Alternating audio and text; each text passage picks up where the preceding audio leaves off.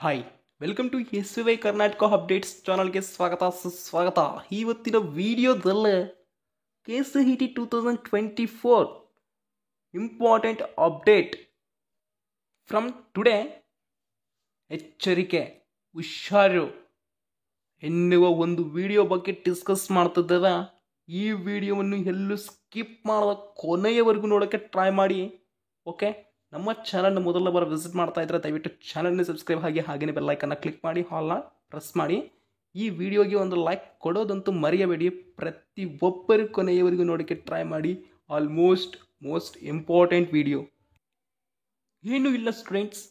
ಇವತ್ತು ಸಂಜೆ 6 ಗಂಟೆಯ ನಂತರ ಮಾಕ್ ಅಲಾಟ್ಮೆಂಟ್ ರಿಸಲ್ಟ್ಸ್ ಬಿಡ್ತಾರೆ. ಹೌದು, ಇದು 100% ಫಿಕ್ಸ್ ಅಂತ KA ಅವರು ಹೇಳಿದ್ದಾರೆ. ನೋಡೋಣ ಮತ್ತೆ ಹೇಗಾಗುತ್ತೆ. ಮೊನ್ನೆ ಹಾಗೆ ಆಗುತ್ತೋ ಇಲ್ಲ ರಿಯಲ್ ಹಾಗೆ ಬಿಟ್ಟೇ ಬಿಡ್ತಾರೆ ಅನ್ನೋ ನೋಡೋಣ. ಸಂಜೆ 6 ಗಂಟೆಯ ನಂತರ ಗೊತ್ತಾಗುತ್ತೆ.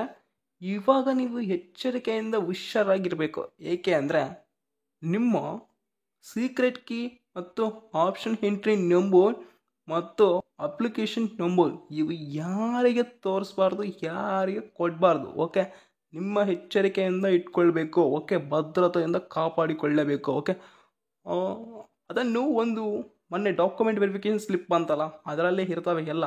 ಬಟ್ ನೀವೊಂದು ಕಾಪಿ ಜಿರಾಕ್ಸ್ ಮಾಡಿ ಇಟ್ಕೊಳ್ಳಬೇಕು.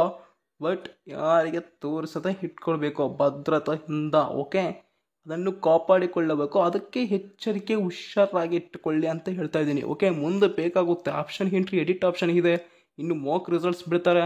ಇವೆಲ್ಲದಕ್ಕೂ ಬೇಕೇ ಅಲ್ವಾ? ಬೇಕೇ ಬೇಕು 100%. ಹೌದಾ?